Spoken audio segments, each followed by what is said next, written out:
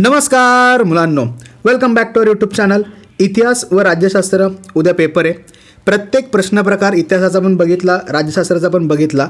आता शेवटचा प्रश्न प्रकार बाकी होता, तो म्हणजे कृती पूर्ण करा. आता पहिली गोष्ट नीट समजून घ्या, कृती पूर्ण करायचे प्रिव्हियस इयरचे क्वेश्चन रिपीट कधीच होत नाहीत. मग त्यासाठी टेक्स्टबुकमधल्या कुठल्या गोष्टी इम्पॉर्टंट आहेत सगळं काही तुम्हाला नीट समजून सांगतो. टेक्स्टबुक जवळ घ्या आणि सगळ्या गोष्टी व्यवस्थित 1 बाय 1 मार्क करा. आता हे जे काही प्रश्न तुम्ही बघणार आहात हे तुमचे अगोदरच झालेले असतील. कारणे द्यामध्ये पण झालेले असतील, टिपा द्यामध्ये पण झालेले असतील, त्यानंतर सविस्तर उत्तर द्या याही ठिकाणी तुमचे हे प्रश्न झालेले असतील. फक्त तुम्ही मार्क करून घ्या, ते 4-4 पॉईंट समजून घ्या, म्हणजे एक्झाममध्ये हा जो काही प्रश्न असेल ह्याच्यामध्ये आपले मार्क जाणार नाही. आता इतिहासामध्ये प्रश्न कुठे येतो तर प्रश्न दुसरा 3 पैकी 2 कृती आपल्याला सोडवायच्या असतात. आणि राज्यशास्त्रामध्ये प्रश्न 8 ह्याच्यामध्ये आपल्याला कृती सोडवायची असतील. आता 1 बाय 1 सर्व महत्त्वाचे प्रश्न बघूया. टेक्स्टबुक जवळ घ्या आणि व्यवस्थित मार्क करून घ्या.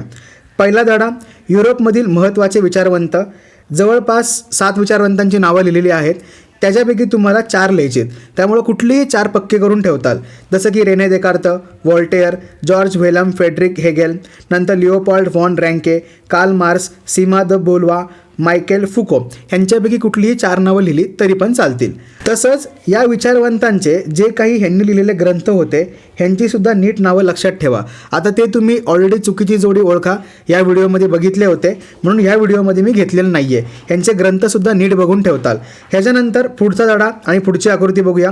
सांस्कृतिक वारसा, मूर्त, अमूर्त. बघा, मूर्तमध्ये या 6 पैकी कुठल्याही 4 गोष्टी लिहिताल. प्राचीन स्थळे, वस्तू, वास्तू, शिल्पे, हस्तलिखिते, चित्रे. नंतर अमूर्त सांस्कृतिक वारसा कुठला कुठला असतो?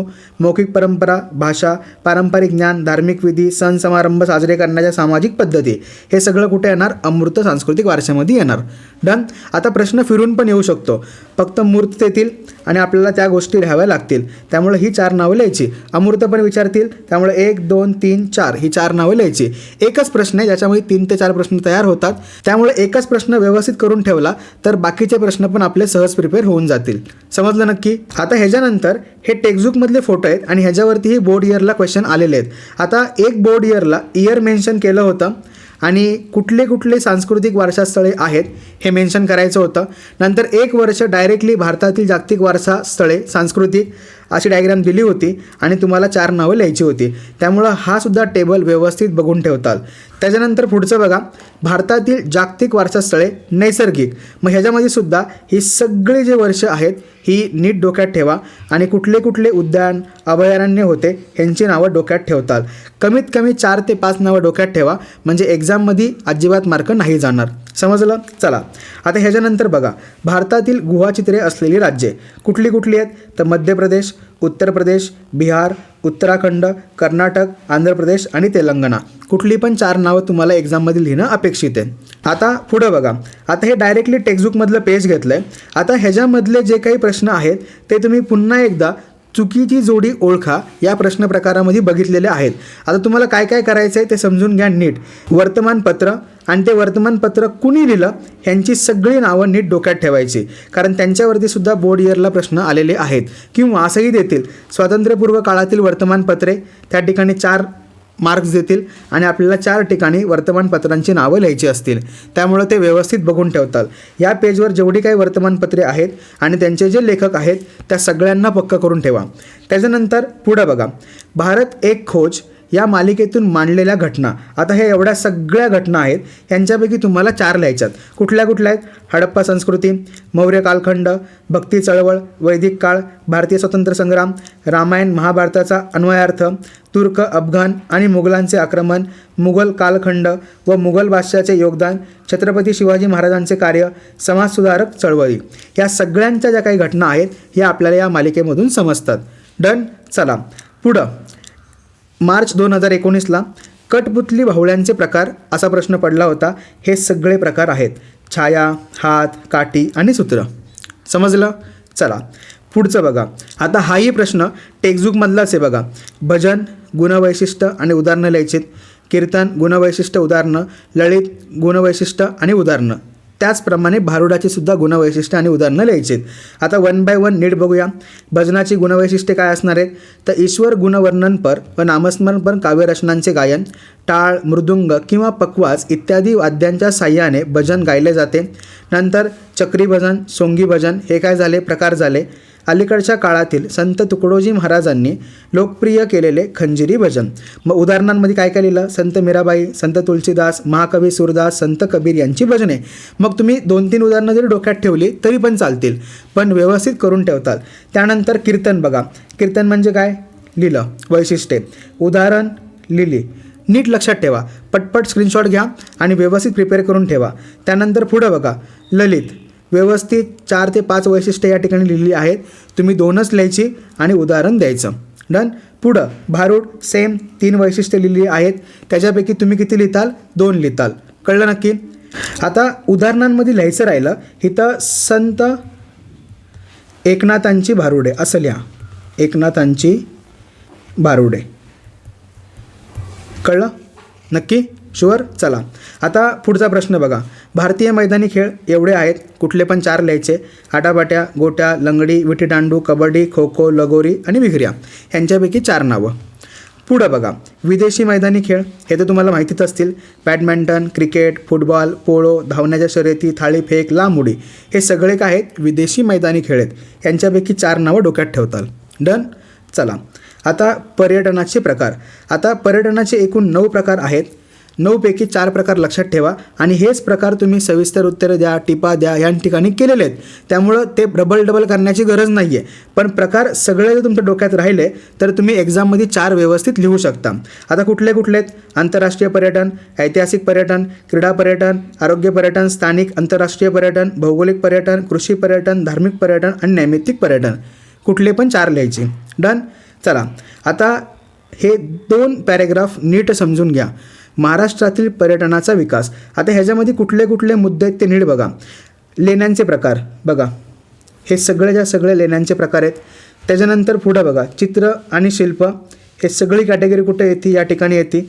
नंतर पंढरपूर, शिर्डी, शेगाव, तुळजापूर, कोल्हापूर, नाशिक, पैठण, त्र्यंबकेश्वर, देहू, आळंदी, जेजुरी ही देवस्थाने आहेत. त्यानंतर हाजी मलंग, नांदेड, गुरुद्वारा, मुंबईचे मेरी माऊंट चर्च, महाबळेश्वर, पाचगणी, खंडाळा, लोणावळा, माथेरान, चिखलदरा थंड हवेची ठिकाणे. मग असंही येईल, ते तुम्हाला देतील थंड हवेची ठिकाणे आणि मग तुम्हाला 4 लाईन्स दिलेल्या असतील, त्या 4 लाईनी लिहायच्या. त्याच्यानंतर बघा, कोयनानगर, जायकवाडी, भाटघर, चांदोली ही धरणांची नावं. महाराष्ट्रातील धरणे 4 नावं विचारली जातील. त्यामुळं सगळ्या गोष्टी नीट करून ठेवा. कळलं नक्की प्रत्येकाला? चलो आता ह्याच्यानंतर बघा, शेवटच्या धड्यामध्ये या ठिकाणी कुठलं वस्तू संग्रहालय आहे त्यांची नावं दिलीत आणि ठिकाणांची नावं दिलीत. आता ऑलरेडी हा जो काही भाग आहे हा आपण चुकीची जोडी ओळखा ह्याच्यामध्ये कव्हर केलेला आहे.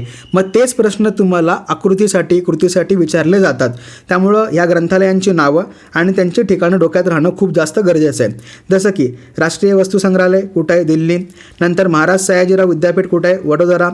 कोलकाता विद्यापीठ कुठं आहे? कोलकाता. बनारस हिंदू विद्यापीठ वाराणसी. अलीगड मुस्लिम युनिव्हर्सिटी अलीगड. जिवाजी विद्यापीठ ग्वालियर. हे डोक्यात ठेवताल. आता कोशांचे प्रकार हा धड्याखालचा प्रश्न आहे, हे तर तुम्हाला माहितीच आहे. हे व्यवस्थित प्रश्न करून ठेवा. आता हे सगळे होते इतिहासाचे. आता सुरू करूया राज्यशास्त्र. निवडणूक प्रक्रिया व्यवस्थित सिक्वेन्स डोक्यात ठेवताल. हा टेक्स्टबुकमधलाच पार्ट आहे, टेक्स्टबुकमधलीच डायग्रॅम आहे. 1 वर्ष बोर्डनी विचारली होती. मग कधी काय काय होतं ते डोक्यात ठेवणं गरजेचं आहे. मतदारसंघांची निर्मिती, नंतर याद्या निश्चित करणं, नंतर उमेदवारांकडून नामांकन पत्र छाननी करणं, प्रचार झाला, मतदान झालं, मतमोजणी झालं, निकाल झालं, नंतर निवडणुका संदर्भाच्या वादाचे निराकरण जर वाद झाला असेल तर. कळलं? पुढं बघा, आता निवडणूक आयोगाची कार्य हे सुद्धा तुम्हाला त्याच फॉर्ममध्ये विचारले जाईल. निवडणूक आयोगाची कार्य आणि त्या ठिकाणी 4 डॅश केलेलं असतील आणि आपल्याला 4 कार्य लिहायची असतील. मग व्यवस्थित ही जी काही कार्य होती ही नीट करून ठेवा. आता ह्याचा फायदा तुम्हाला टिपाद्यामध्ये पण होणार आहे. म्हणजे संकल्पना स्पष्ट करा, थोडक्यात उत्तरे लिहा. याही ठिकाणी या गोष्टींचा फायदा होऊनच जाईल. कळलं नक्की? चला आता पुढं बघा, निवडणूक आयोगाची भूमिका आणि मतदाराची भूमिका हे 1 वर्ष बोर्डला पडलं होतं. मग निवडणूक आयोगाची भूमिका आत्ता वरतीच बघितलं. मतदार याद्या तयार करणं, वेळापत्रक, संपूर्ण कार्यक्रम निश्चित करणं, अर्जाची छाननी करणं, राजकीय पक्षांना मान्यता देणं, निवडणुकीसंबंधी वाद सोडवणं. हे काय झालं? निवडणूक आयोगाची भूमिका झाली. ह्याच्यानंतर पुढं मतदाराची भूमिका काय असणार आहे? तर निवडणूक प्रक्रियेत जबाबदारीने सहभाग घेणे, 18 वर्षे पूर्ण झाल्यानंतर मतदार यादीमध्ये नाव नोंदवणं, त्याच्यानंतर जे काही नियम दिलेले आहेत आणि आचारसंहिता आहे त्याचं पालन करणं, जबाबदारीने मतदानाचा हक्क बजावणं, कार्यक्षम, प्रामाणिक, विश्वासू, जनमतांची कदर करणारे व जनतेच्या कल्याणाला प्राधान्य देणारे उमेदवार निवडून देणे. ही काय झाली? मतदाराची भूमिका झाली. म्हणजे मोठेच प्रश्न तुम्हाला छोट्या फॉर्ममध्ये विचारण्याची शक्यता खूप जास्त आहे. त्यामुळं हे नीट करताल आणि हे नीट होण्यासाठी आधी मोठ्या प्रश्नांचे जे व्हिडिओज आलेले आहेत ते पण नीट बघून घ्या. आता ह्याच्यानंतर पुढं बघा, राष्ट्रीय पक्ष. डायरेक्टली टेक्स्टबुकचं पेज आणले त्यामुळे प्रिपरेशन करणं एकदम सोपं होईल. राष्ट्रीय पक्ष 1, 2, 3, 4, 5, 6 आणि 7 ह्यांची नावं डोक्यात ठेवतात. कळलं? पुढं प्रादेशिक पक्ष, त्यांची पण नावं: शिवसेना, शिरोमणी अकाली दल, जम्मू काश्मीर नॅशनल कॉन्फरन्स आणि आसाम गण परिषद. 4ही नावं डोक्यात ठेवायची. असा प्रश्न येऊ शकतो. प्रादेशिक पक्षांची नावे लिहा. कळलं? चला, त्याच्यानंतर बघा, चळवळी. कुठं कुठं चळवळी झाल्या.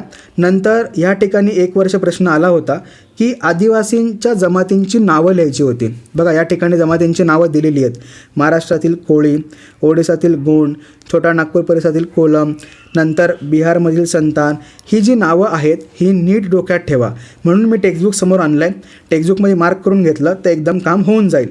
त्याच्यानंतर बघा, भारतातील शेतकरी चळवळी कुठं कुठं झाल्या होत्या, नंतर त्याच्यामधून शेतकऱ्यांना कुठले कुठले फायदे झाले हे डोक्यात ठेवायचं आहे. कळलं? समजलं? चला, आता ह्याच्यानंतर बघा, सेम कामगार चळवळ, त्याची वैशिष्ट्ये. आता हे मोठ्या प्रश्नांमध्ये झालेलं आहे. नंतर स्त्री चळवळ, त्यांची वैशिष्ट्ये, कुठल्या कुठल्या स्त्रियांनी भाग घेतला होता, त्या सगळ्यांची नावं डोक्यात ठेवायची आहेत. समजलं? सोबत स्त्रियांना कुठले कुठले हक्क मिळाले होते त्यावरती प्रश्न कसाही फ्रेम होऊ शकतो. त्यामुळे एकंदरीत पूर्ण पॅरेग्राफ जर आपला माहिती असेल, समजून घेतलेला असेल तर आपल्याला अडचण नाही येणार. समजलं? चला, ह्याच्यानंतर पुढं बघा, पर्यावरण चळवळ आणि ग्राहक चळवळ. ह्यांची माहिती तुम्ही मोठ्या प्रश्नांमध्ये केलेली आहे. आता पर्यावरण चळवळमध्ये काय येऊ शकतं? तर काय काय घडलं, त्याच्यापासून काय काय फायदा झाला, तर या सगळ्या गोष्टी आल्या. मग ग्राहक चळवळीमध्ये काय काय येऊ शकतं? तर ग्राहकांची कशी फसवणूक होत होती त्याची 4 उदाहरणं लिहा. अशावरती पण प्रश्न पडू शकतो. केलं नक्की मार्क? चला, पुढं बघा, लोकशाही समोरील आव्हाने. 1, 2, 3, 4 आणि 5 व्यवस्थित केले मार्क? चला, तर हे सगळे तुमचे कृतीवरचे प्रश्न होते. आणि परत एकदा नीट ऐका, कृतीचे प्रश्न रिपीट नाही होत. प्रत्येक वर्षी नवीन प्रश्न येतात. मग ते प्रश्न पक्के करण्यासाठी आपल्याला जे मोठे प्रश्न आहेत ते पक्के करणं गरजेचं आहे. सोबत पुस्तकाच्या खाली ज्या काही कृती आहेत त्या सगळ्या पक्क्या करा. आता ह्या व्हिडिओमध्ये जवळपास 90% सगळे प्रश्न कव्हर झालेले आहेत. तेवढे जरी तुम्ही व्यवस्थित केले तरी तुम्ही 3 पैकी 2 कृती इतिहासाच्या आणि राज्यशास्त्राच्या 2 पैकी 1 कृती सहज सॉल्व करू शकता. पण त्यासाठी अगोदरचे व्हिडिओज नीट बघून घ्या, ते प्रश्न नीट समजून घ्या, त्यांची उत्तरं नीट समजून घ्या. कळलं नक्की? चलो, व्यवस्थित प्रिपेअर करा. नेक्स्ट व्हिडिओमध्ये पेपर प्रेझेंटेशन आणि टाईम मॅनेजमेंट बघूया. म्हणजे इतिहासामध्ये जे गोल ठेवलं होतं ते पण आपलं सहज पूर्ण होईल. समजलं? चला, व्यवस्थित अभ्यास करा. काही डाऊट असेल तर कमेंट सेक्शनमध्ये नक्की विचारा. Bye bye, all the best.